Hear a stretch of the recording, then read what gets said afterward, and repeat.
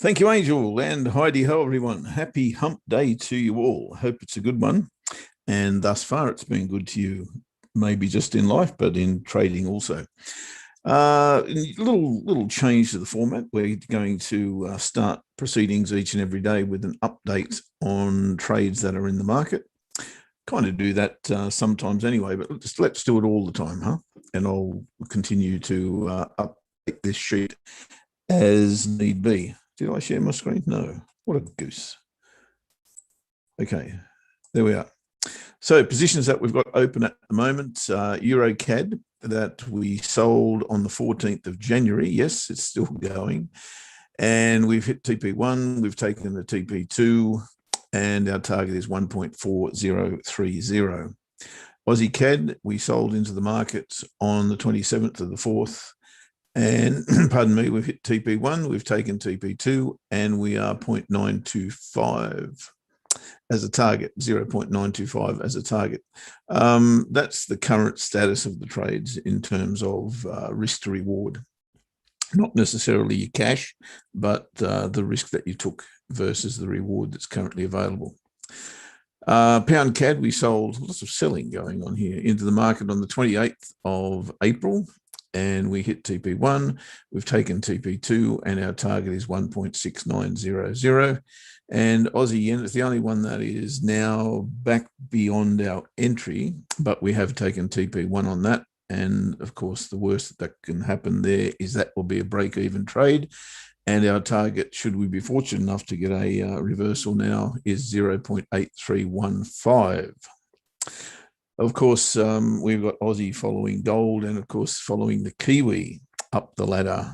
Kiwi had some good news, as I understand it. Pending orders, pound Kiwi is a buy on I haven't got the entries in there, so hang on, let's go to that. Pound Kiwi is a buy on the monthly chart. We may have to reassess that after today's Kiwi news, but let's see. All is not over. We haven't obviously been entered into that. We may reassess before the weekend. What else have I got at the moment? Pending Euro Swiss and Euro dollar. Okay, this morning I took a Kiwi Swissy as well. We're looking to trade this short underneath that bar. And as I said in the Telegram group, I think we can now safely dispense with that order. That hasn't even got an interest from the market, given what happened with the Kiwi this morning. So that one's gone. Another one that we entered an order that we entered this morning was Euro Swissy. Now, Euro Swissy trading pretty much the same thing. We're trading this bar here. If you want to follow that one, there are the parameters around which I have chosen to trade. So selling at 1.0945. We have, g'day Paul P, a stop loss at 1.0987 and a take profit at 1.0930 if you're interested in following that one. I did take another order today. We had a daily order on Euro US dollar short yesterday underneath this bar. I've chosen to move that underneath yesterday's bar. And same trade pretty much, except really I'm trading a false break of that range. So if this is to be a false break, I think the buyers are going to be wrong at that point. And that's where we'll get into the market. We'll take our first profit just before the weekly pivot. So the sell order is at 1.2207. The stop loss is at 1.2271. And TP1 is at 1.2185. Now, if you are not familiar with the way I trade, what we need to do at TP1, guys, is take 50% of our risk off the table and move our stop loss exactly the same amount of pips that we took at TP1 from entry, thereby giving us a free trade. That's the whole idea. And you need to follow that if you're going to follow my trades, because that's exactly how I do. If you want to follow them with my management thereafter, then you need to be in the Telegram group. The Telegram group can be joined in the links below. All right, that brings us up to date. Ash, of course, took a winning trade yesterday. That's now closed. and we'll see if he can come up with one. He's studying hard at the moment, getting the late mail for us, and he'll be here very shortly, and see if he can find another little squeeze out of the Ftse. We shall see. Rightio. Now, are we going to trade? Those of you who are here for the first time, we normally look at the pound US dollar. We were trading this indiscriminately as a breakout trade, first candle of London session, which we now have.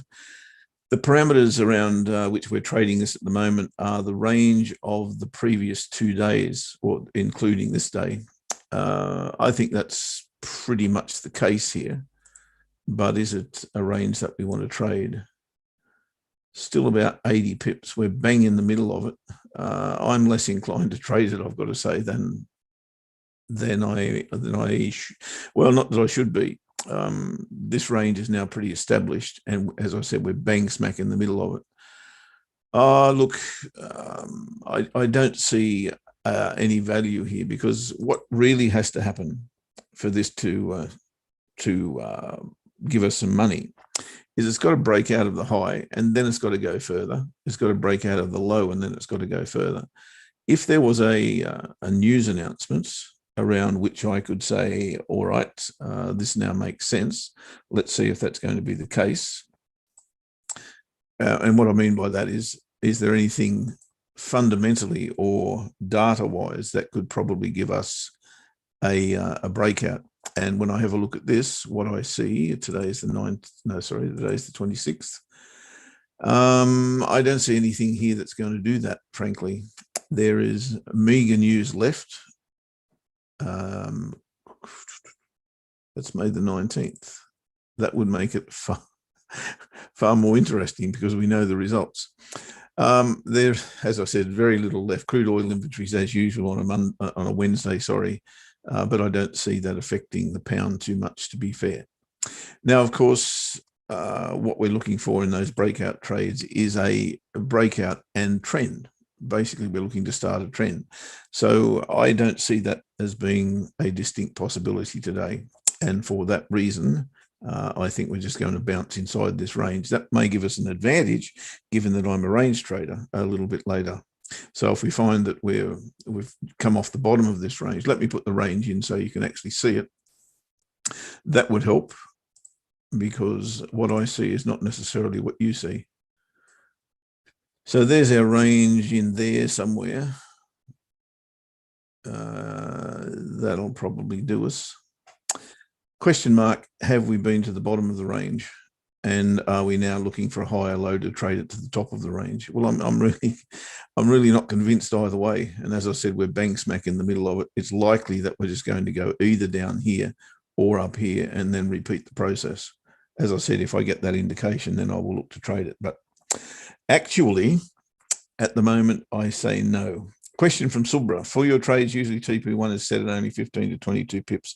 Any reason for that small amount for TP1, and normally where will you place TP2? Great question, Subra. And g'day, John.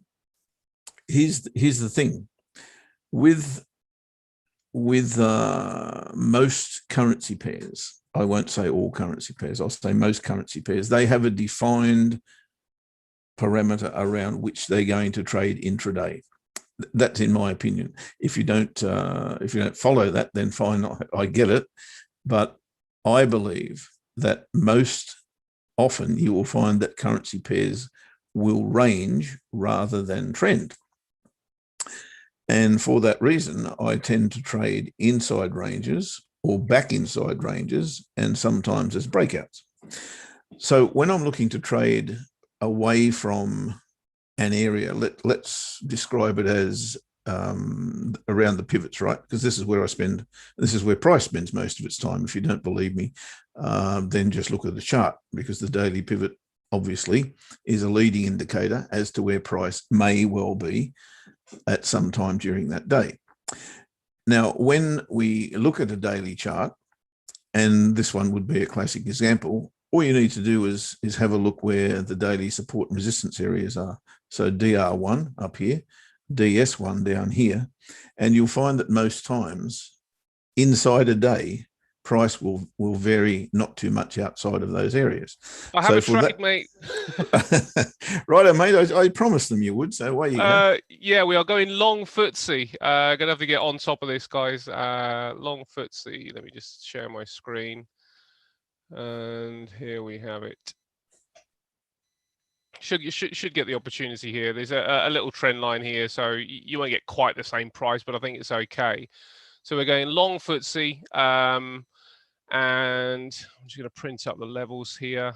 The price that you really want is about 28. You know, if you can get this price, but you're in the right zone here, so anywhere in this area is absolutely fine. And it's going to be one of those that I think we probably just see if we can get back to the highs. I'm just trying to find first contact, but I quite like the price action today, and it might be one of those things. I think the target is going to be right the way up here. So we're looking at 70.60 as the target. This low down here is the stop loss. So 70.11. I'm going to print this up on the screen. So you're looking at around about an entry of around about 70.28 if it will come back to that particular point. Let me just do this.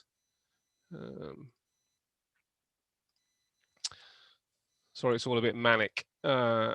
Entry 70.28, and you're circa that area. Target, so the take profit is 70.60, and your stop loss is going to be this low here at 70.11. So stop loss, let's call it 70.10. So you could be looking at a 1.5 to 1. You know, depends on where you get in. If you're sort of around this area, you've got enough room, really. You know, if you do have to enter here, this is quite a nice distance away, so you've got enough room to take advantage of a decent run here. But I think we could well get back to the highs, and possibly beyond as well. But I'm just trying to find, as I say every day, I'm just trying to find first point of contact. Now, the strategy may end up being tweaked, meaning that we can let things run, because actually yesterday the entry was here, coming out here, but look how far it went. You know, it went a whole 1% really to the downside, if nearly 1%, and near 1% move on the Ftse to the downside yesterday. So there was a lot more on offer. So this could go higher, and as I say, over time I will be tweaking the strategy. But for right now, I'm going to continue to come out of first point of contact, and then I will analyze the data as the close of the month comes in, and see if we can just squeeze a little bit more out of this. But at this stage, good morning, Lewis. At this stage, it's quite a high probability strategy. So high probability strategies do tend to be you know, they don't tend to be strategies which give huge rewards. So at this stage I'm not really aiming for the huge rewards, but what I am going to do is just tweak it a little bit, just see if we can get an extra few percent out of it.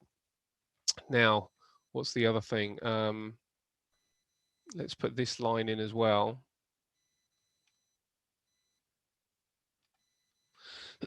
So you can see that this would be a significant level to have to get through. It's on the 4-hour, but really it is on this daily pattern, and depending on what the pattern is, because you often have patterns within patterns. We've got this head and shoulders pattern here, this one going on here, which is kind of like still creating, but we're sort of within this symmetrical triangle. You know, it doesn't really matter what we call it, but you can see that if we're looking at different points of support and resistance, different points of support and resistance, you can see that the price has been caged in this area. Now, of course, if we do take profit at this 70.60 area and come out of the trade and it explodes to the upside, there is a chance that this will all be missed, and there's a decent move higher as well, potentially right the way to this point to 7,400, and it's just going to be down to, you know, everybody's appetite for what they do and don't want to do. But the reason that I'm continuing to stay on track with it is that it's still in test mode in many respects. You know, what I've worked on more is the entry, and this is why it's become a high probability trade, because the entry is good. You know, I've got some good entries here, but I need to work on the exit, and that's how we're going to get high probability trade with decent profits as well. So we'll see what gives with that, and you might well get the price. You might get your 70.28 if that's what you choose to do. So there we go, mate. There's a little trade to start us off with. Let's see what we got. A diamond formation. It does look like that, actually, doesn't it? Let's have a look at that, because that's actually potentially quite negative. I mean, the diamond formation is associated with bearishness, and yeah, I think you could make that argument as it goes. And that would still qualify this as a take profit area, because if it's going to break down, then there's a chance we come down here. So we're either at 7,400, or potentially, you know, we do break down and we end up down at this 6,600. So it's really a 400 pip move one way or the other in many respects. It just depends on which way it breaks. At this stage, I don't see reasons. I'm just having a good look through this now. Yeah, at this stage, I don't see reasons today anyway that the market breaks to the downside. So I will come and do a little bit of a review on markets and the sentiment in the market when Jeff's finished, but because I don't want to continue to keep cutting him up. But we've kind of agreed that if there's a trade that takes precedent. But oh yeah. But by the same token, I know you're in a flow, mate, when I come in and just butt in. So I won't do more analysis on this right now. Let's just see if we can get everybody making some money today, and then we will come back to analyzing it later. So back to you, and right, we'll see if we get the money out of this one. Okie doke. And of course, coming up in the show today is the Golden Girl. We believe the Golden Girl will be in anyway. Haven't heard from Ainsley to say that won't be the case. So I'm sure she'll be all smiles with gold now nestling above the 1900 mark. Interesting. Yes. Yeah, it's doing really well now. Have you got my right chart? Yeah, you do. Okay, cool. So I was answering the question for Subra. And he asked me that most of my trades have a first take profit of between 15 and 22 pips, and he wanted to know the reason why. Well, the reason why is mainly I'm trading day trades, right? So when I'm trading day trades, I take particular notice of where price is likely to go in relation to where it's always wanted to go in the past. And outside of that day, it's generally not a whole inside of that day, it's generally not a whole big distance, right? And the daily pivot is always where I base everything from. And here's why. And if you haven't seen me do this exercise, I'll just do it very quickly. For those of you who have, I apologize for the repetition, but it's a very, very simple process. And what we need to do is isolate DS1 and DR1. And you'll see why when I do the exercise. So we want to add DR1, which is number 1 on the colors chart. We want to make it a little bit bigger, so we'll make it number 3, and style doesn't really matter. Then we want to have number 4, which is DS1, and we'll make that a different color. Let's make it yellow. No, let's make it white. No, we can't do that. We've already got white on the chart. And then we go to inputs. Oh, I didn't change the width of that. Hang on a sec. There we go. Then we go to inputs and we show all support and resistance levels. That's what we want to do, yes. So we make that true. Click that, and here's what you see. Now, what that actually shows you, if I put it on a 4-hour chart, it's a bit busy, isn't it? What that actually shows you is how often price goes outside of that zone. And if you can see what I see, you'll see it ain't that often. When it does, it goes on a rant. There's no question. But most often, it's staying inside those zones. So that's why I take profit early and trying to avoid this kind of thing happening, this kind of thing happening, this kind of thing happening, this kind of thing happening. All the time, I'm looking to avoid those. I won't even call them whipsaws, because within a day, price moves, quite substantially, but not necessarily away from an area. And generally, they're inside that area. So, and it all comes down to the average range of those pairs on a daily basis.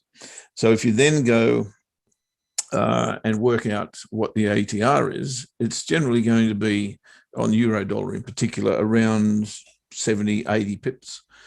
And therefore, if I'm in the middle of that, 40 one way, 40 the other, let's say, how can I take big profits on an intraday basis? I can't. So I've got to take a small profit as TP1. That gets me safe in the market straight away. And if this happens, so be it. That's fine.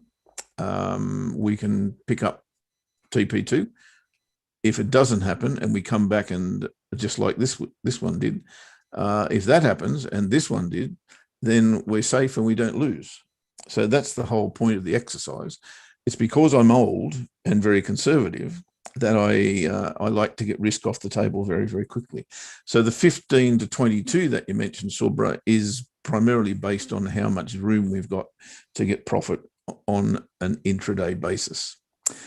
That said, I will change that if I'm trading on a bigger time frame. This monthly trade that we're still in on Euro CAD that we took on the 14th of January, we traded this bar here, and I think our first take profit was here, which was like, I don't know, 300 pips or something. I can't quite remember, actually.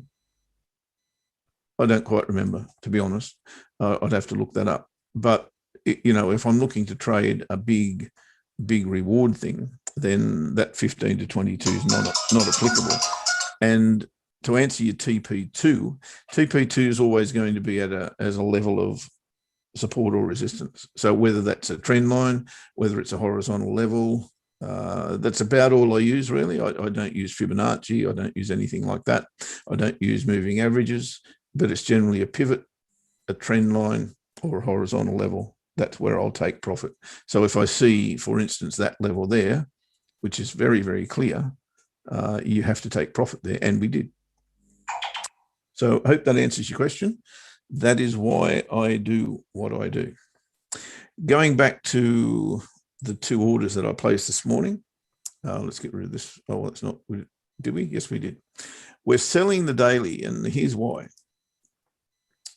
As I explained in the Telegram group this morning, if this is a false breakout, then the people who bought this euro dollar yesterday are going to be wrong at some point. Just let me get rid of that and that. And the point at which they're really going to be wrong, in my humble opinion, is going to be actually where they started the rally from. So I think they're going to be wrong here. And if they're wrong, then price is going to here at least, which is where we'll take our TP1. And potentially, if this reverses, and why wouldn't it? Because don't forget, I've got a clear false break on the monthly chart. I've got price, this hasn't yet closed above the ascending channel on the weekly chart. And that breakout that we spoke about yesterday of the range is either going to be true or false. And again, if it's false, I want to take advantage of that quickly and let it go down to here. So I've got everything pointing to the downside for euro dollar. And that's why I placed that order there. On the other one, Kiwi Swissy, which just shot through because of the news, and I don't even know what the content of the news was, but we were never in danger of being entered on that. But what I saw here was pretty much the gap underneath us. And I felt that we had already broken that level and retested it, rejected it. And then, of course, news has pointed us in the opposite direction. That's awesome, because that takes us to a confluence area, and one of two things, in my opinion, will happen here. Over time, it may consolidate for a while. It's either going to break the pivot and the confluence, come back and retest it, in which case we can look to trade it long, or it's going to, well, three things. It can bounce off there and we'll look for a lower high, or it can come above, get back below, retest it, then we look for the short. The only other one, euro dollar, I said euro Swissy is exactly the same trade as Kiwi Swissy, but obviously the euro didn't get the news that the Kiwi did, and for that reason we are still still in this, or the order's still alive, and so far it looks like it may have an appetite for the downside, and the clear TP1 has to be taken, getting back to that that longer or end of day strategy, Subra. It's a support level. That's where I take profit, and that's a horizontal level this time. Second take profit will be down here at the bottom of the range somewhere, I would imagine. And that is it for me, pretty much for the day. On the smaller time frames, now you just know I've got to buy a short euro dollar, right? Not that I like the dollar at all, but I'll be looking for this to come back inside this range. Already got a double top here on the smaller time frame. So anything in here, and maybe even coming back to the daily pivot, give us that lower high that we're looking for off the back of a double top. And I think that's probably where I'd like to get in. So that's going to be me. There's an alternate to that, and that's going to be support, break, and retest, which will be there. Look where it stopped. Bang on it. Amazing. Oh, it hasn't stopped yet. Your 4 cents were on pound US dollar short on H4. Let's have a look. 4 cents. Okay. Just incidentally, mate, I don't like the way the FTSE's looking right now, so I'm actually looking to close the trade, but I'd quite like to close as close to entry as possible. So I'm going to be waiting until it gets back up to 70.28, and then I'll be closing the trade if it gets up there. It's about 70.20 now. So a little 8 pip push to the upside from this particular point, which could happen. It's on the daily pivot. I'm going to close it down. Don't like the way this is looking. This doesn't look as strong as I'd like it to give me the opportunity. It does mean that it may still hit that profit area, but I don't like the features of this anymore. So I'm going to be coming out of this trade if I get the opportunity to come out of break even. Right, mate. We've got an absolute classic slingshot trade line here, Lewis. I like what you're seeing. What I don't like is pretty much what I said from the outset. I think that pound US dollar without a driver, and I've got no idea what that would be at this point in the week, it's just going to flail around in here. We've got the pivots very close together, and what I'd really like to see here is price get down to the bottom, then come back inside, retest that, then we can look to trade it, or I can look to trade it long. I totally see the setup that you're seeing, and I do like that particular pattern, but I think it's out of context for me. I just don't like where it is. The closing other thing, here, mate. Sorry, I'm closing it here. Yep. I'm only sort of 2 pips away, so I'm just shoving it out here. So coming out of break even, actually, it's just got to the 28. So anybody that wants to close it at the entry price, then either do that or stick with it. It's up to you. But as I say, doesn't look as good to me, so I'm going to close out and wait for an opportunity during the US session. Cool. So yeah, I'm not going to trade it short at the moment, Lewis, because I'm be trading straight into DS1, straight into the low here. So it's just not my thing. If it were to break and come back and retest it, different story. But no, not yet. And what I really see is a pretty clear, and I'll zoom in on it for you, a pretty clear double cross of the daily pivots and the weekly pivot, which we haven't seen yet this week.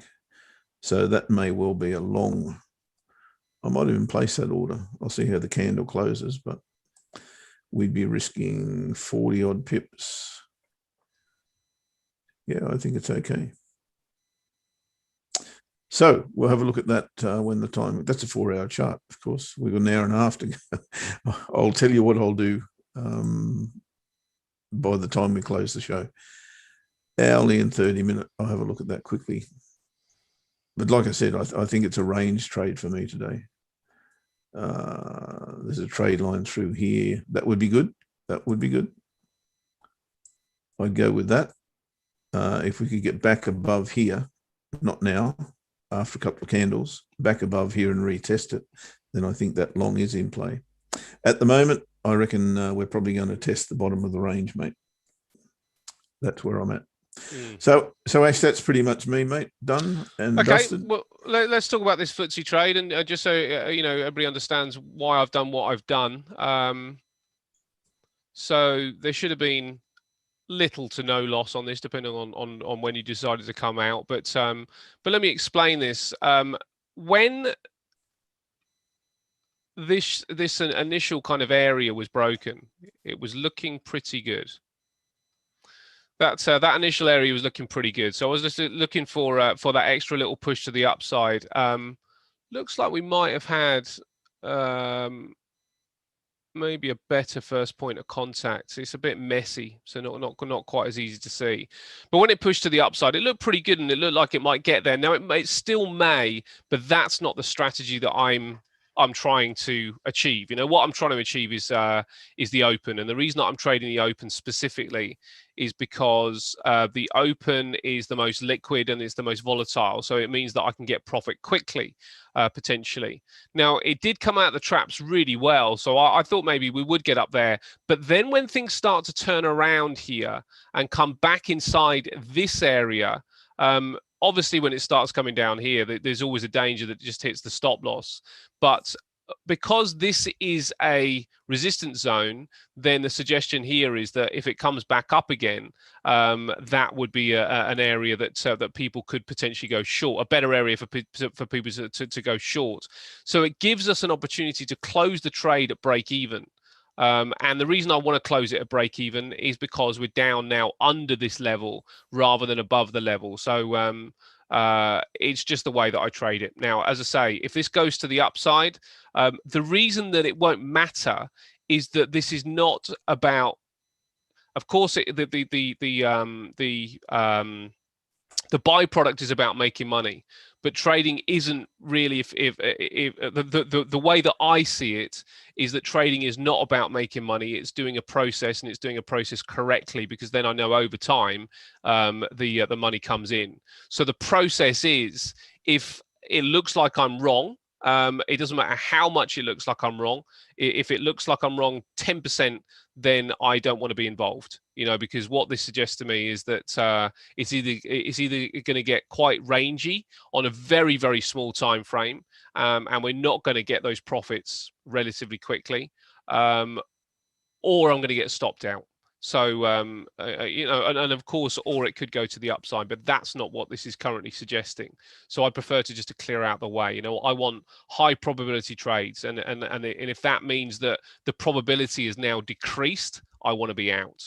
So that's why I've behaved in the way that I have. Now the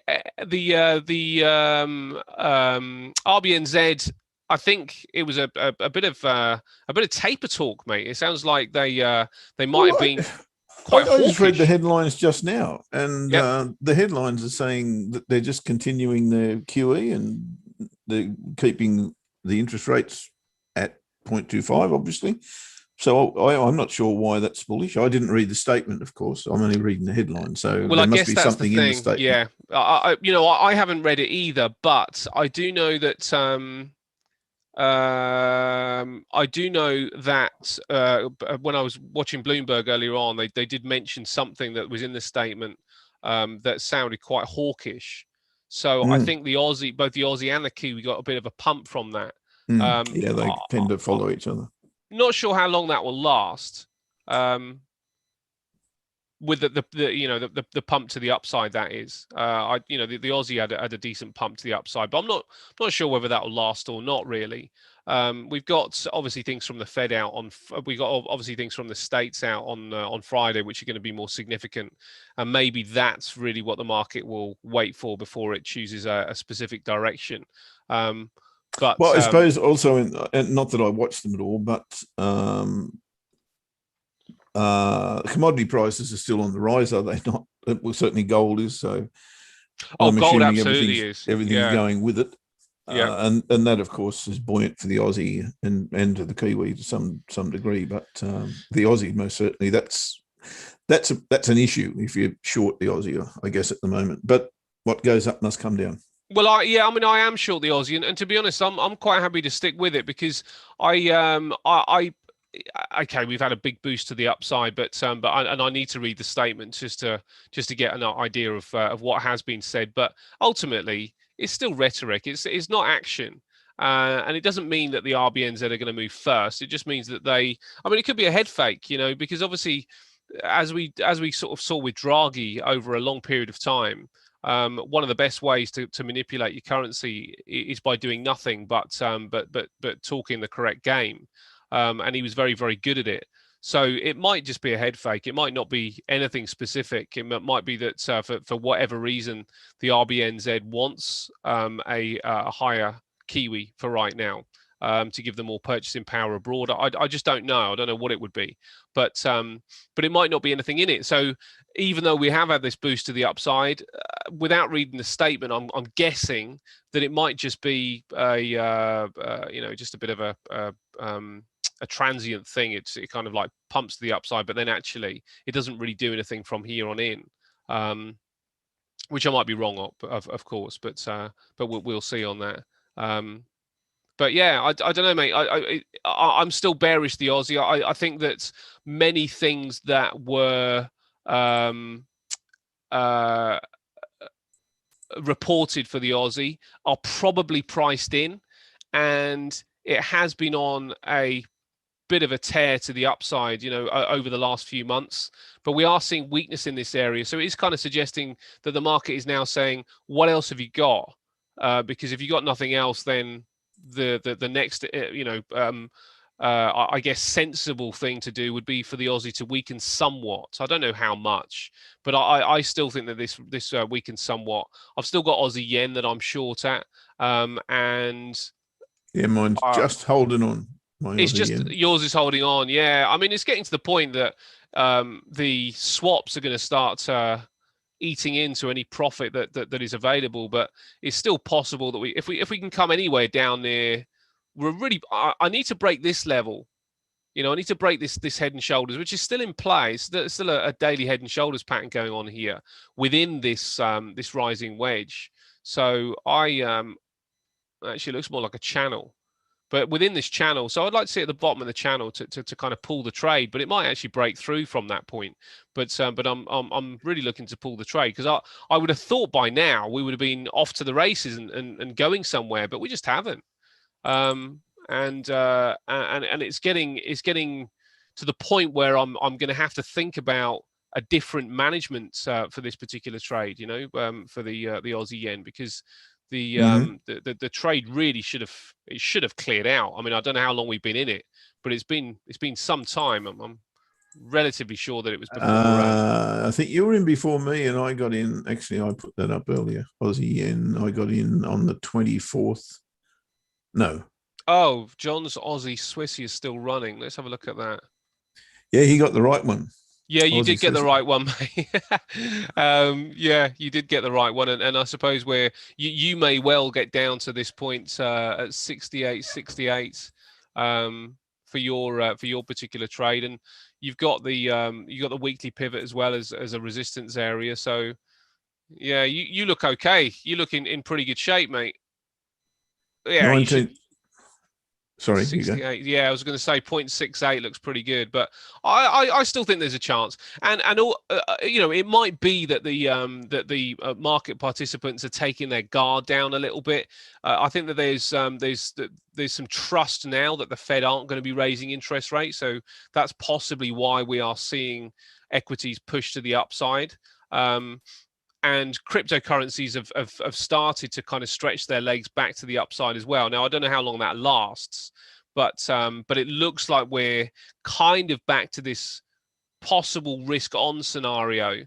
It might end up, as I say, it might end up being just a short-term move. But this inverted head and shoulders that we saw created on Bitcoin has started to play out relatively positively, and it's worth looking at Bitcoin to kind of get an idea of market sentiment. But that's what we've got right now. We've got this inverted head and shoulders, which does look like we could get a further push to the upside. As I say, I don't know how long this is going to last. Might be to that point there, but at least it looks like we might actually start to carve out a low here. So we might, if we are going to chop around, it might do something like that rather than going, rather than just plummeting to the downside. But I've noticed it with the NASDAQ as well. You know, there seems to be a bit more confidence coming in with that. October tends to be one of the worst months of the year for the S&P, which suggests it's probably the worst month of the year for most other equities around the world as well. What was the retracement on Bitcoin, mate, in terms of percentage? Did anyone work that out? It's got to be near 50%, but let's have a look. So the high was at 65. The low, in accordance to this, is at 30, so more than 50%. More than 50%, mate. More like, you know, almost, I guess, almost 55, 60%, is that? Big move, mate. Massive. But amazing. Do you know what I find most amazing about it is the fact that that out of all cryptos, you know, Bitcoin's meant to be the most stable. So, you know, any asset class that can dive 50% really within a month, you know, within a month-long period. It didn't take that many trading days to get from the very, very highest point to this point down here. Does not suggest that it is all that stable. Now, you know, everybody knows how I feel about cryptos. It's just I think that the next way forward. But what's really interesting is that you've got the Chinese government, you know, trying to put in measures to stop, you know, too much crypto growth. The Bank of England governor, Bailey, said, you know, anybody putting money into cryptos is a bit of an idiot because it's not an asset class. That's a bit rough. Well, do you know, mate, it's interesting because when you think about who's saying it, like, well, of course you're going to say that. The last thing you need is a disruptor to the financial system because you guys control it. So you know, the last thing that you want is for a new world order. So unless an investor that is respected, and I'm not talking about Elon Musk because I think he's really burnt his credibility quite a lot during this period. But unless there's an investor that's credible that comes out and says what, you know, it's absolutely useless, or unless there's a group of them really, without then going, I've bought some like Ray Dalio did, then I think it's almost bullish to hear central banks come out and say and try and rubbish it. Yeah, I know what you're saying. It's just too good. You know, the crypto and blockchain technology is just too good to go away. And I suspect that they probably haven't got the brain power within the Bank of England to run a successful blockchain without what's going on right now, without the testing that's been going on right now, with all these kind of young and exciting physicists and mathematicians that are kind of building all this stuff. So inevitably there's going to be a load of crap as well, but you know, the stuff that's good is just amazing. Yeah, look, true. And I like the fact that it's now diversified into far more than just an asset that you buy or sell, because there's far more to it than that. There's now a lot of, let's say, derivatives coming around it, and that kind of makes far more sense to me than does just pinning all your hopes on one particular coin, let's say coin. Yeah. Because that's all I understand. I don't understand too much about it, and that's why I don't trade it. But at the end of the day, like I've always said, I can't get into it because of that fact. If I don't understand it, then I just can't be there. I see the opportunities of buying at low prices. I see that, but yeah, I don't believe in it. That type of structure. Yeah, I think obviously that blockchain is a marvelous technology and will be used without question, or a a version of it will be used by things, entities like central banks and governments. I've got no doubt about that. Yeah. But whether that means Bitcoin's going to be the coin of Yes. choice is a Yes. completely different story. Yeah, I completely agree, mate. I completely agree, and I suppose that's the key, is that this particular period and an area is no different than when you get stock prices that are way overvalued, because what will then happen is that everything will come down eventually, but the stocks that were rubbish in the first place won't pop back up again. So it really does become, you know, a much more of a refined process, and you can't just go, you know, throw an arrow at the dartboard with a load of stock names on it and say, I'm going to buy that because that's where the dart has landed. Now it's going to Well, you take some can, but skill. you want to have very deep pockets. Well, exactly. And eventually they'll be empty. Oh, John, you know, just on the 70-28, mate. Yeah, that's where it becomes difficult, isn't it? If we mess around with an area that we can see is an action point, then it gets into my head anyway, and I like to think clearly. This is why I prefer to cut trades regardless if they were a winner or not. Because things have changed, but it does look like that 70-28 looks like it's popping back to the upside again. So as I say, this might have ended up being a winner, but my mindset is it's not a winner if the process isn't followed correctly. You know, it's just a financial winner. Big deal. You know, it's like going to the dogs or the horse track and picking a winner. It doesn't mean that you've got any skill. And it certainly doesn't mean that the same thing will happen tomorrow and the next day and the next day and the next day. So I think it's well worth picking out a price. And you're right as well, mate. I do think it will save the recording industry. And that's the point with it. That's where cryptocurrencies and blockchain, it's where they become brilliant, because it's going to save so many industries because of the protection against counterfeiting and kind of bogus items, because everything will be accountable. You know, they will be able to verify where source, you know, the source of things. So this is where the blockchain technology is absolutely brilliant. And as long as you get into the correct coins and the correct blockchain technology, then potentially, firstly, you'll make money. But the other thing is that you'll be supporting actually a better world and a better space. People buying Dogecoin and are making a fast buck out of that. You know, fair play to them and power to them. But it's not sustainable.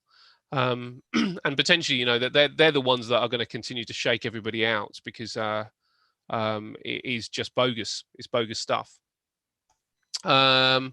I'm almost out with 50 cent loss. Well done, mate. Well done. You're in at 70.32, so I'm almost there. Well done, mate. Well done. So you're probably at break even. And as I say, you don't have to do what I do, but it's just that's just, you know, what that's my approach. And then it's just having the mental capacity to go. It would have been a winner, you know. So what? Which is the way I'll look at it. You know, I'm completely struggling to find trades this week. Absolutely, completely struggling. I wonder how all my trading buddies out there are going. Got any trades, guys, that we can have a look at? Well, John's got the Aussie Swiss. We know that. Yeah. He's been that for a couple of weeks, I think. Yeah, he said there's not a lot on. It has been kind of quiet, and this is the thing. This is where you start to go, now, what is the market waiting for? And I suppose it's the further development of the inflation story. This is what we got with gold, as you mentioned, mate. Gold beyond 1900 now, and really stretching its legs to the upside. Look at that trend. It's a classic kind of return to weekly pivot. Okay, it didn't do it there, but it did do it here. It's done it here. It looks like it's done it here as well. So it's missed the odd week in between, but lovely bounces off the weekly pivot with gold to the upside. Now, I'm quite happy to see gold going higher, but Ainsley must be out celebrating. She hasn't joined us. But Ainsley probably is, incredibly happy with this move. And you know, verified as well. I think the thing with gold is that I haven't seen the US bond yield pushing higher, which is really dragging people towards gold. And I also wonder whether the Bitcoin situation actually pushed people back to gold. You know, as the panic came in with supposed digital gold. And again, mate, I agree with you about the use case scenario of Bitcoin. I still struggle to find out exactly what it is. But if it is about being digital gold, well, it hasn't really proved itself to be the case. You know, gold has been gold in the most recent times when we've seen the inflation picture come in. Not Bitcoin. You know, gold has been a better store of value over the last few weeks. So, you know, this certainly seems to be the commodity, if you like, of the moment, and the product of the moment, and probably the one that most people would wish that they were in. And I don't see it changing. You know, I see gold going right the way back up to its highs. Why not? Why not? Well, once they get a roll on, yeah, it looks as though it's on its way, doesn't it? It does. It no does. retest yet, though. That's no, and that's I'd like to always a see concern. that. Yeah, I'd like to see that first. You know, I'd like to see this area really fail and it draw back down and give us that inverted head and shoulders to kind of, you know, give us a nice clean entry. But that would start looking very attractive if it you know retested that area and gave us that pattern there.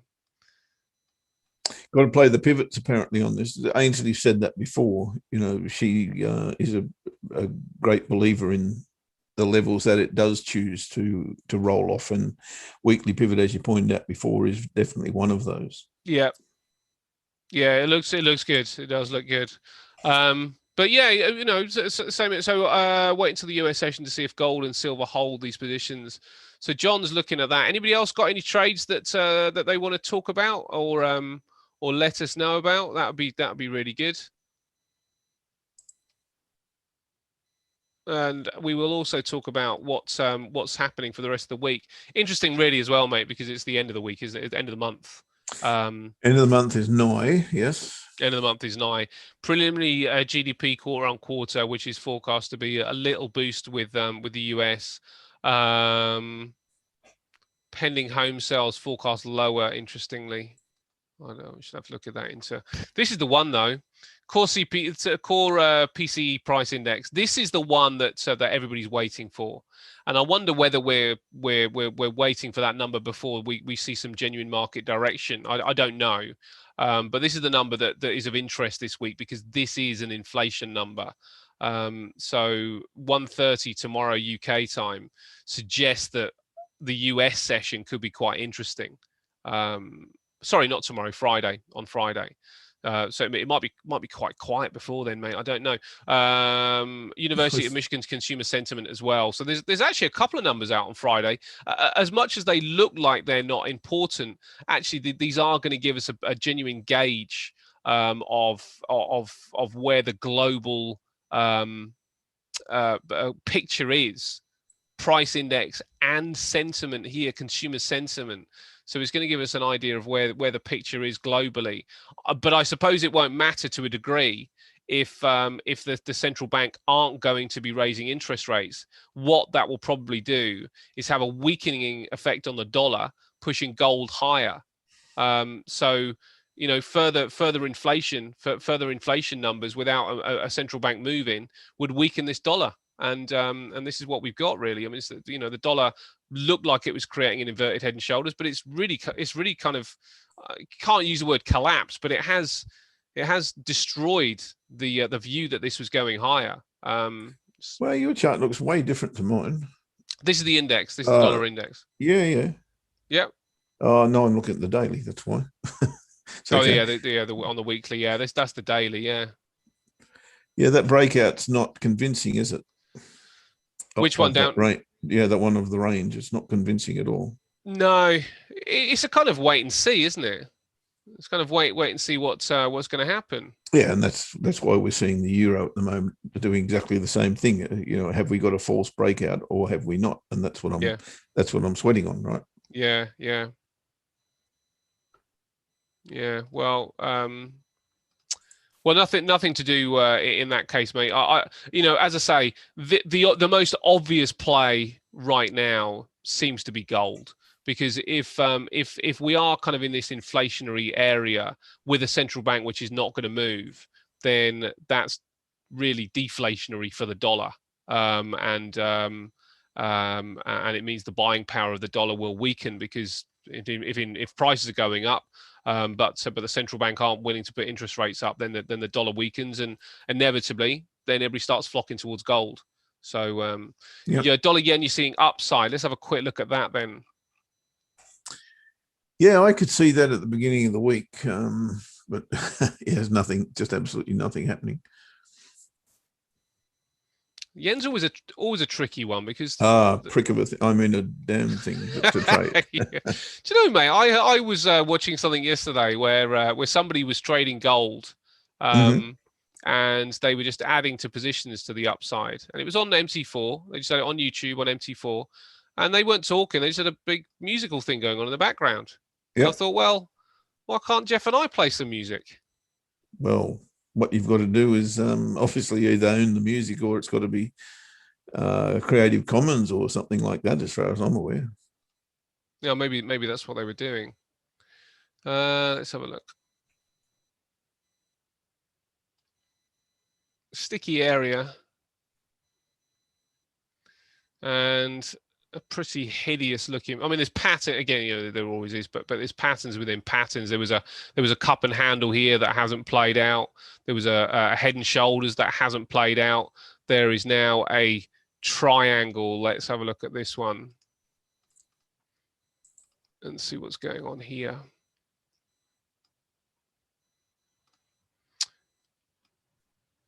Kind of looks like a rising wedge, which is bearish. Might be through that level. It's not closed convincingly below. So is it there? Probably not. Might be down here now. It's a bit of a mess. It's very, very unclear what's going on here. Agreed. And I've got a descending channel on the weekly and monthly chart that is showing me a false break on the weekly, but it's also showing me a break and retest on the monthly. So it's really, really difficult. Yeah. And if you must notice this, mate, but everybody else in the room must notice as well that there is always 1 week, if not more, during the month, which actually you'd have been better off not trading, not getting out of bed for. This week feels a bit like that so far. Well, if you look at that chart and you pick that up, that's a monthly chart. If you picked it up in January, February, March, April. If you picked it up in January, beginning of the year, you'd be doing okay, wouldn't you? Yeah. Yeah, you absolutely would. And there's your three white soldiers, or whatever you want to call them. That's pointing very, very much to the upside. But this is the week's bar so far. I mean, I don't know whether if we went through everything, I'm not sure if it would look quite like that. Aussie CAD's had some decent upside, I suppose. Aussie Swissy, not really, a huge one. The yen's pretty good. This is back to where it started. Oh, okay, that's the Noki, but actually the Aussie Kiwi is the one. But I think that was a cause today, wasn't it? Pretty much. It was. I was looking for upside in that. I was trying to buy it. Interesting. Pleased I didn't get into it. Interesting one, mate, wasn't it? We were talking about this Aussie Kiwi, and I said that the seasonal pattern showed. So, no, but that's not to say check that out. That I said that this is going up. I didn't say that at all. Always, it was just an observation that seasonally that the Kiwi tends to do better than the Australian dollar in this phase. Now, of course, and I said at the time you might save my bacon by that. Oh, did you not take the long? You didn't take the long? No, I'm not in. No, I couldn't get in, and that's what I said. Fortunately for me, I couldn't get in. Oh, mate. For John, you've raised your hand. Do you want to come on mic, John? Is that why you've raised your hand? Yeah, come on mic, mate. Yeah, no problem at all. You can be Ainsley. You can be Ainsley. Yeah. Oh gosh, do we have to give John power? I'm in. There we go. Oh, turn the hand down. Yeah, no. Look, I very rarely place FTSE 100 trades because they scare the life out of me because it goes up and down like a. So I thought, right, no, I'll do this, and I went in at market So there's a little bit of both you, and then you say, hold on, everybody, we're going to cut it. And I'm thinking, okay, no, you've got $3.52 on the table. Be a brave man and just watch what goes on. Because if you lose, it's $3. Yeah. Because I have lost more on trades. So I thought, get a grip. You know, this one you can learn from. Yeah. So if it gets back to the entry, I will just let it go. I did that with the Aussie Swiss. I took it and I thought, right, go low, don't put a lot on the table, and just be brave and watch it move down. Because I didn't take Jeff's monster trade from January, and I'm not regretting it, but I know now, having watched enough trades that people have taken and given it the probability that things work out in your favor over time has been proven. Yes. That's the beauty of the show. You can see, go, okay, I see a lot more about it. So do you know what? One thing with it, John. Just the I just want to give you a slightly different spin on the Ftse. Where is it? Now, for me, with the Ftse, the lesson, if you're sort of mirroring what I'm doing, the lesson is to disassociate yourself with the money to the point that you just cut the trade, because it's about the process. So the process is going, doesn't look good anymore, get out. It's not about sort of accepting the $3 loss. It's accepting that you won't actually make money out of something. You know, there may well be money to be made here, but we just have to accept that the picture doesn't look the way it should.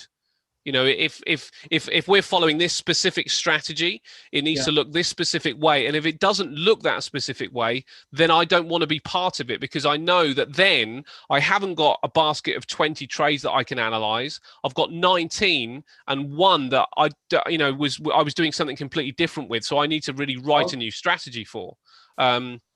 So the way to learn, if you're mirroring, not if you're not mirroring, that's different. But if the way to learn if you're mirroring is saying, the idea is, if the trade looks no good, you cut the trade, note down whether it would have been a winner or a loser, and then later on down the line you can make an assumption on whether you should be cutting trades or you shouldn't.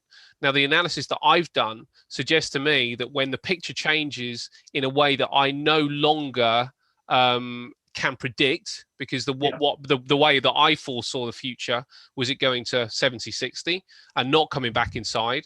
The future didn't do that. The present was different. So for me, I'm now into going, I need a different approach for this market. So that particular one's over, cut it out, and now I'll look for I'll look for a trade in a different way. So as I say, mate, it's not about the money, it's about the process. Okay, that makes sense. Yeah. But that's why I've come on air, as it is, to actually say what I'm doing. Now you told me what you're doing. This environment, live, for real, with stuff on the table, is for me is a brilliant way to learn.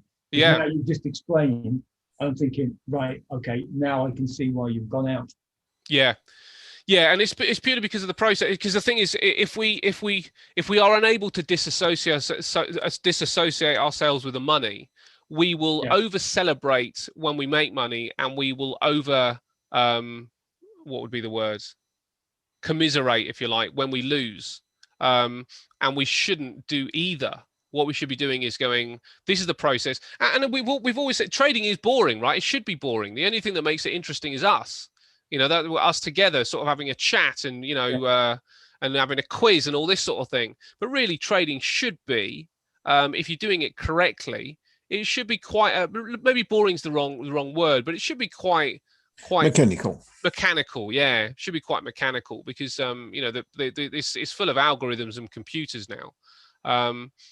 So we need to go, take our emotions out of it. And don't get me wrong, it took me a few seconds to kind of go, right, I've got to accept that I'm not going to make anything for at least another what is it now, 9 o'clock. I don't see any news that's going to help me out. So I'm not going to make any money now until at least for another 5.5 hours until the US is online. So yeah, I'm not super keen on that either, but I know what I will be doing, and what I would have done if I wasn't on the show is that I would just turn everything off, and I would have gone and go and have a little bash on the drums, have a go on the piano, maybe go for a walk, and then do something else in my day. You know, do something else that I enjoy doing, and not be sat in front of the chart, which is not going to make me any money. Yeah. In fact, it's more likely to lose me money because I'll make a mistake. Yeah, I've done that. Yeah, yeah. Well, that's what it does, though, doesn't it? It I haven't starts got to any drums, otherwise I would have done it myself. And I can't play the piano. It does start to eat away when you've got your farm, Jack. Yeah, I've got my bamboo flutes and my bamboo. Oh, there you go. Sticks and all the rest of it. I can go nuts with them. But it does. It starts to eat away, doesn't it? When you sit in front of the charts. But how can it eat away on you if you're not in front of them? It can't. It has no power. I've got better at it because I know I'm in a silver long trade. It's all happened now. Everything that's going to happen on the silver trade has happened in this hour. It'll calm down.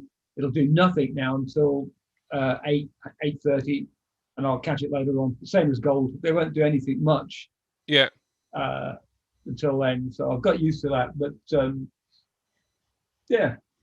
No, it's quite brave for me to take a Ftse trade. But mate, yeah, I think it's great. The last time I took one, it went wrong. It was horribly disastrous. This is way before I did the show.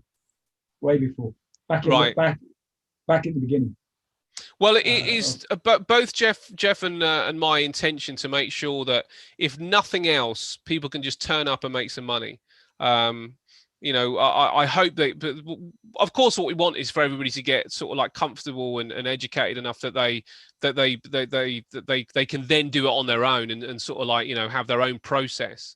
But if people aren't interested in learning, what I hope we can give is a way for people to pop into the show for an hour a day and make a bit of money, outstrip the bank and potentially better, and then go about their day. So if you've got a little bit of cash to put on the Ftse, then you know, I hope not to lead you down a losing path, mate. It's my responsibility.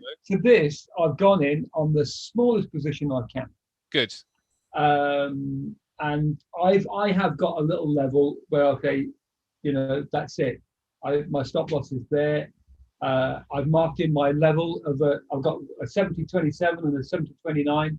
And then a 70.23, and it's bobbing around in that little area. And if it does that, and it's fine. If it gets to a point where it's the end, like 5 o'clock, is it 5 o'clock for me? Yeah. Then I'll be out. But I don't. I'm like you. I think it's going to go higher, but I don't know. Well, I don't think it's going to go higher anymore. That's my problem. Oh, you don't? Oh, I've got 80 cents a minute. I don't. All I'm saying is it could. But now I look at it, I'm just there just going, I actually don't know which way it's going to go. Because you're right at the level. Yes. You know, that's another reason I came. I thought, whoa, that's so cool. He's so right on that level. Well, do you know, bounced around on it.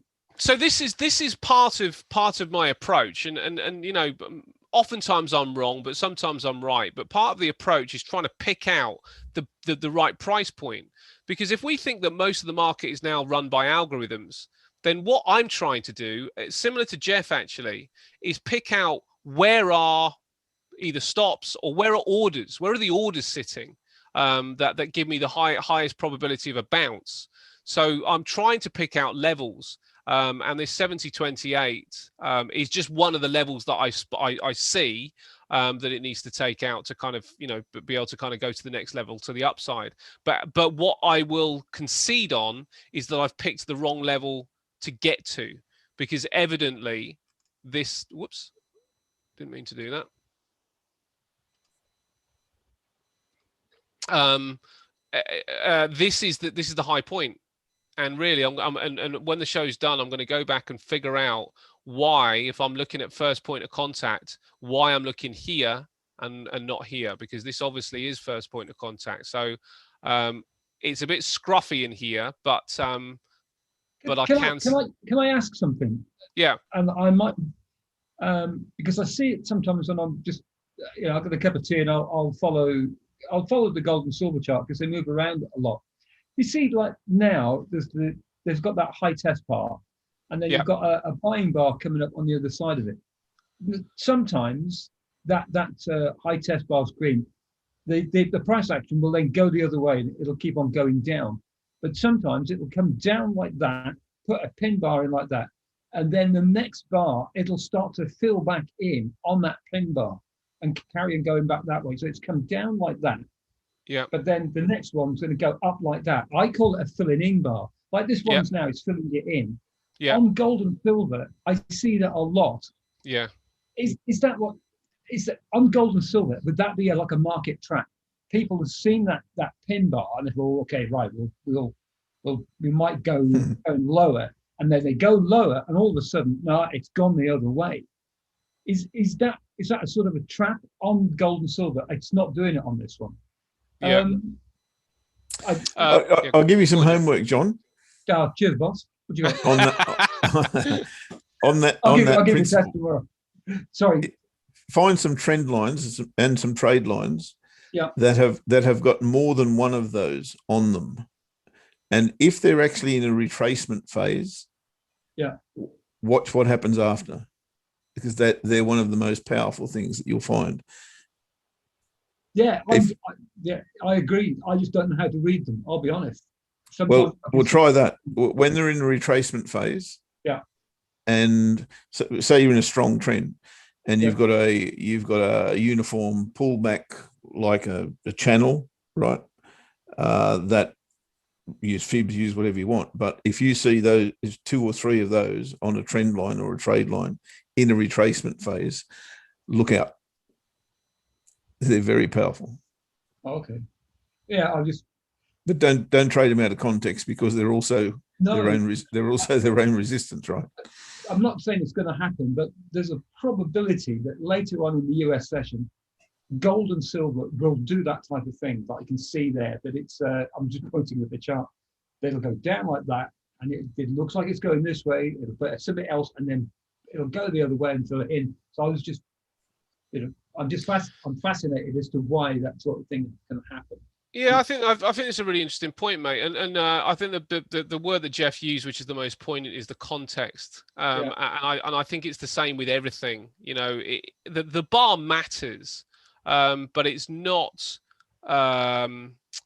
It's not a bulletproof way to read price action. Lloyd and I have had discussions about this before, where I was talking about the candles, and I said to him, it's the purest way to read price action, because it's the only present indicator. All the other indicators are lagging. And he said quite rightly, well, no, it's a lagging indicator as well, because by the time the bar's formed, you're on to the next tick. So everything's lagging. You're always reading price action in real time. And what I read with bars, let's say this one up here, because we are at a high, what I'm reading with this is that there is enough selling up here to suggest that the high is going to hold. So then when if you do if you do want to take a trade here, the most sensible looking at this bar would be to sell it off. So you got a good probability. With this, because of where it is, I mean, the one thing I would say about it is that it does look like a lower high. So it looks like we're in a downtrend, because that we got this area here, we come down, and then it looks like this could be a lower high. So we do have a bar which could act as a signal. Now, with this particular bar, it's tested a high, but it's also kind of tested a low, and it's a little bit woolly. It's not very clean. It's not very clear. So I'm not sure whether I would use this particular bar for an entry, but if you were entering it, you'd be entering down there anyway. So the general picture here is for, if we're just concerned with the hourly, is for a downtrend, and we got this lower high here.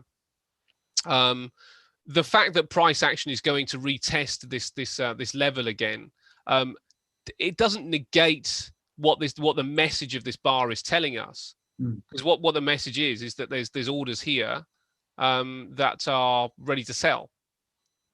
Right. That's all it's really telling us. That's all the bar is telling us. That's all this bar told us, is that there was orders here that were ready to sell to this point.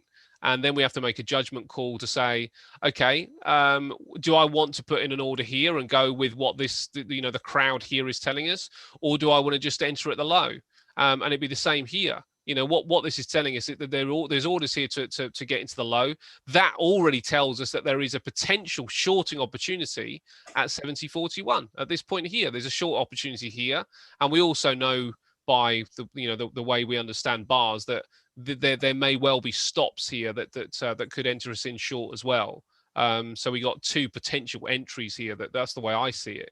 And the only question we need to answer is, has this bar giving us the highest point of this lower high, not high low, sorry, has it given us the highest point of the lower high? If it has, this is a great place to enter. If it hasn't, it might not be. This trend might be turning around. So at this point, I'd want to make a choice on what I'm going to do at this price point. So I'm much more interested in looking at this over here when I see a bar, rather than the bar and the anatomy itself, Okay. Yeah, because it has given us information. It has given us the information that there is selling pressure here. So that suggests that there's algorithms that are sat here. So why not it be a strategy that I want to sell where the algorithms are? They've proven that there's some here, like they proved here and here and here, and eventually a little bit further down. So these are all sell zones, in my opinion. If we are, if we want to short the market, the top of these bars where it's rejected it once already is a sell zone, a great sell zone too. And this is why I put limit orders in, and this is why I'm trying to pick out levels, because what I'm trying to do is figure out where are the algorithms sitting. Now, it's pretty obvious when you draw a trend line, like let's say that. When you draw a trend line, when you got confluence, that there are going to be orders sat here. Now, whether those orders get taken out or not, we don't know. But there's obviously all going to be orders there. And all what we've got to then decide is, do I want to get in on the first time it tests it and have the confidence that I've picked the right level? Or do I want to see a bar that says that's the point first and then put my order in? So it's a bit of a process of elimination, I think. But the first thing that I think I really like to do is pick out the price points. And if you pick the correct price points, you're going to find it very difficult not to make money in the market. Some of the price points are obvious because they're pivots and they're all over the place. Some of them are defined by where it's been rejected before. It's obviously the best message, and it's the cleanest message. Where is price being rejected? 70.41. So where is it likely to be rejected again? 70.41. What if it breaks 70.41? Probably going to 70.60. Or this high here. So the actual anatomy of the bar isn't as interesting to me as the extreme points on it. And if we focus on the anatomy of the bar, then we do lose focus of that bigger picture and the real structure that we're looking at. Anything in isolation is very dangerous. Must have context. Yeah, absolutely. And Lewis, I agree with you. It's very tempting to scalp the Kiwi at the moment because it is in such a overbought position. Yeah. Well, yeah. And again, look at this price point here. So if the Kiwis and this is where now the price is beyond this highest price point. So the way I'm reading it is, I don't care what this bar looks like particularly. But what I'm most interested in is this point here. And then when I go left, this point here. And when I go left, this point here. This is the last port of call, in my opinion, because that was the most extreme point where things started to fail. Now, if it breaks through this point, it's going here. So what that says to me is that if Lewis, you want to short it, or anybody wants to short the Kiwi, this is a great price. So what that it means you've got to put your stop loss in open air. because the chances are if it breaks through this, that it's going to go through that open air right up to the next high. So this is a great price, and it's a great way to trade. Pick the lowest point and try and get the same entry. Didn't happen there, didn't happen there. That was the lowest point, but you would have probably got entered in this one, and then bang, you've got the highest move, you know, when you pick the extremes. But if you're going to do that, you've got to make sure that you've set it out and go, I'm going to trade this for 20 trades, note down the results, and then I'm going to say that this is the defined way I'm going to trade from here on in. Not going, let's try this one today. That's just not the way to approach the market. You know, and look down here, would have been perfect. That's the most extreme point there, and it bounced to the upside. Wouldn't have got triggered in there, but you probably would have got triggered in here, and maybe here, maybe not, but you may well have got triggered in here, and it makes money. But it didn't make money here, but no big deal, because you put your stop loss in open air, and if it goes through your stop loss, then you've still lost the same amount. But these extreme points are, you know, they're a great way to do it. And this is the thing about reading charts. If we focus on the candles, we don't, as Jeff says, see the big picture. The big picture is anything that has some black above it or below it. Just potential bounce points. They don't have to be horizontal levels. They can be pivots. They can be trend lines. They can be, as I say, yes, Lewis, they can be circles. As long as they're bouncing off something consistently, you know. Yeah. And then you can overlay other things onto it. When you decide that that's going to be your approach, then you can go, right, now I'm going to figure out which currency pairs that I'm going to do this on. Has the Kiwi got news? Yes, it has. You know, what's been said. Now I'm going to go read the RBNZ statement, and I'm going to make a decision on whether this should be going up or down, or whether it's just a bit of fluff. If it's a bit of fluff, what I should be doing is looking for a short. And if I should be looking for a short, then this is a great price. This is as good a price as any to try and get the short on. So you can add things like that. I mean, I'm not saying you do, but you could add seasonality, you could add COT data, whatever it is. But to try and define a technical approach first is not a bad way round. But you've got to be really clear and clean on it, so you can start filtering out the rubbish. And that's what I did with the Ftse, John, to be fair. I have defined the way that I'm going to approach it, which is I'm going to trade the market open. It's got the highest volatility. It's the time I'm going to make my most money. I'm going to take my entry when I think the market is going in a specific direction, and I'm going to take my exit at first point of contact. If things don't work out that way, which is another reason I cut it, because I didn't get out at first point of contact, because I've maybe made a mistake on that, then I'm going to close the trade. And if I can get out of break even, I'm happy. If not, I'm going to have to take the loss. So I've defined those particular rules, and I'm going to follow them. Yeah, it's good enough for me. I got out with 5 cents profit. That's what we're talking about. No, live lesson is the best way to learn, because I was able to listen to sound advice, take my slap across the wrist, and get out and be a lesson learned. Yeah, you know, and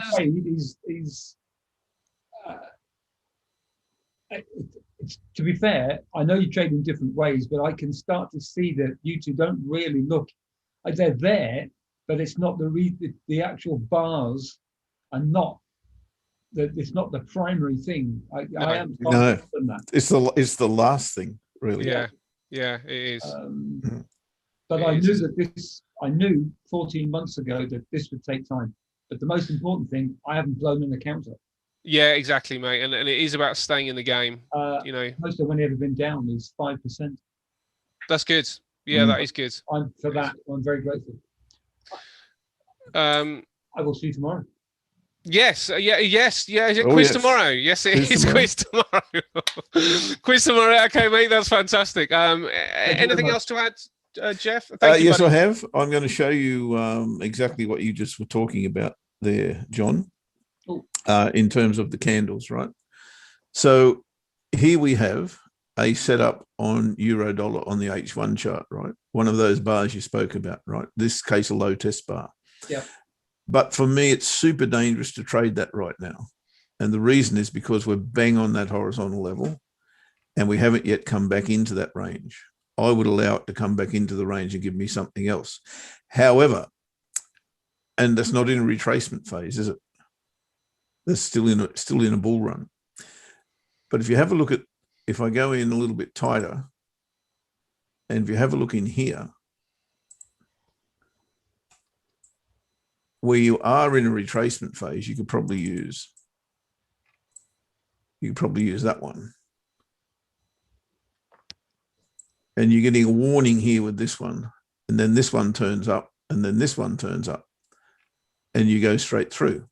You've got no room to take profit. Well, you've got room to take profit here. You've always got room to take profit if you want to take small profit.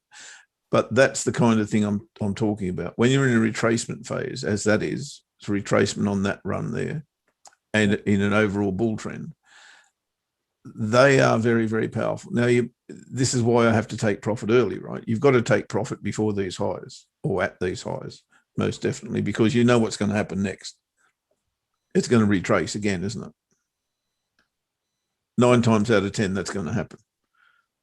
But that's what you're looking for with those high test bars, and exactly the same going the other way with the low test bars. Once you're in that retracement phase, there's another one there. That's retracing on this.